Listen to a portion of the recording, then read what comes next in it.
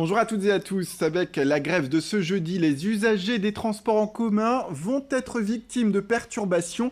Ils auront des difficultés pour se rendre sur leur lieu de travail et notamment dans la région avec quasiment aucun train de prévu. Pour en parler, eh bien, nous sommes avec vous, maître Alexandre Barège. Bonjour. Bonjour. Vous êtes avocat spécialisé en droit social au barreau de Lille. Première question, quelles solutions peuvent être mises en place aujourd'hui par les entreprises? Eh bien, je crois que c'est avant tout une question de dialogue social et donc trouver les meilleures solutions pour le climat social. C'est de trouver des solutions qui vont convenir à tout le monde, pour les employeurs, pour les salariés. Ça peut passer par décaler le début de la journée de travail ou le retarder, l'avancer, leur permettre éventuellement de partir plus tôt, mettre en place une solution de télétravail. C'est vraiment une question de discussion pour trouver les meilleures mesures qui vont convenir à chacun pour préserver à la fois les intérêts de l'entreprise et la vie personnelle des salariés. Voilà, c'est des annonces qui se font voilà, en interne. Il y a un délai légal pour l'annoncer ou ça peut se faire de la veille Dans le le code du lendemain? travail, on n'a strictement aucune disposition particulière sur cette situation-là. Donc après, c'est une question d'échange. À défaut de solutions qui résultent d'un commun accord, eh bien, ce seront les règles habituelles du contrat de travail qui s'appliqueront sans qu'il y ait de mesures particulières qui pourront être imposées à l'une ou à l'autre des parties. Très bien. Autre question que le téléspectateur peut se poser aujourd'hui. Est-ce que les mouvements de grève peuvent être considérés comme un motif exceptionnel qui leur permet bien, tout simplement de ne pas aller travailler? Alors, la réponse est clairement non. Dans le code du travail, on ne connaît d'ailleurs pas cette notion de motif exceptionnel. On connaît éventuellement ce que l'on appelle les cas de force majeure. La force majeure qui est un événement irrésistible, imprévisible et extérieur à la volonté des parties. Mais un événement tel qu'une grève n'est pas un événement qui est imprévisible pour les salariés. Et donc les salariés ne peuvent pas invoquer la grève pour exiger de ne pas venir travailler ou pour ne pas se présenter sur leur lieu de travail. Bien ça, on le comprend bien, mais aujourd'hui, est-ce que l'employeur, parce que c'est aussi quelque chose qui revient, peut obliger ses salariés, du coup, à poser un RTT ou un congé alors qu'ils n'ont pas forcément envie de faire tout cela en ce jour de grève? Alors, le salarié ne peut pas imposer à son employeur de ne pas se présenter. De la même façon, l'employeur ne peut pas exiger du salarié qu'il soit ce jour-là en RTT ou en congé, sauf à ce que des accords collectifs, accords d'entreprise par exemple, prévoient des mesures particulières. Mais à défaut d'accord, il n'est pas possible, à une échéance très brève pour un employeur, d'imposer des congés ou des RTT à un salarié, encore une fois, sous réserve des dispositions conventionnelles. En matière de congés notamment, quand un employeur veut imposer des congés, puisque c'est une possibilité pour un employeur d'imposer des congés, il doit respecter un délai de prévenance d'un mois. Donc en l'occurrence ici, ce délai d'un mois est assez peu compatible avec une grève qui intervient sur un délai assez restreint. Alors, maître, le Code du travail, est-ce qu'il prévoit des dispositions particulières en cas de retard important pour un salarié qui voilà, a des horaires fixes et qui va peut-être arriver très en retard durant cette journée du 5? Alors le code du travail est totalement silencieux. Donc il n'y a pas d'éléments ou de motifs juridiques qui permettent de protéger un salarié qui arrive en retard en tant que tel.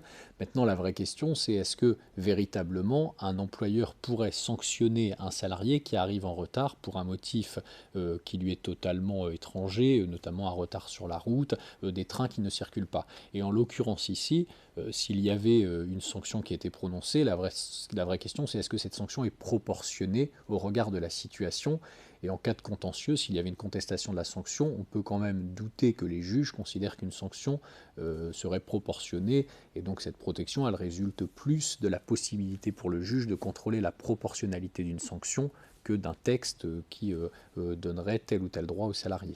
Mais ça veut dire qu'aujourd'hui, le salarié ne pourrait pas être voilà, condamné, en tout cas il gagnerait si jamais il venait à avoir des sanctions envisagées par le recruteur, c'est ça? Je pense effectivement que si un employeur envisageait de donner un avertissement ou une sanction telle qu'une mise à pied, voire un licenciement, je doute fortement qu'un conseil de prud'homme en cas de contentieux accepte ou valide une telle sanction au regard de la situation particulière. Mhm. Le Code du travail, est-ce qu'il prévoit aussi des dispositions pour le télétravail pour les salariés? Parce qu'on parle de plus en plus du télétravail. Est-ce que c'est quelque chose qui pourrait à l'avenir être voilà, de rigueur, la norme quand une grève de ce genre, parce que c'est une grève d'ampleur, arrive? Alors, indépendamment de la question des grèves, le télétravail est clairement un phénomène qui aujourd'hui est encouragé par le législateur lui-même. Maintenant, quand on parle de télétravail, il faut distinguer les entreprises qui ont mis en place des accords collectifs qui encadrent le télétravail ou qui ont mis en place une charte sur le télétravail, ou les entreprises qui n'ont pas mis en place ni d'accord ni de charte et qui vont mettre en place le télétravail par le biais d'un simple accord avec les salariés.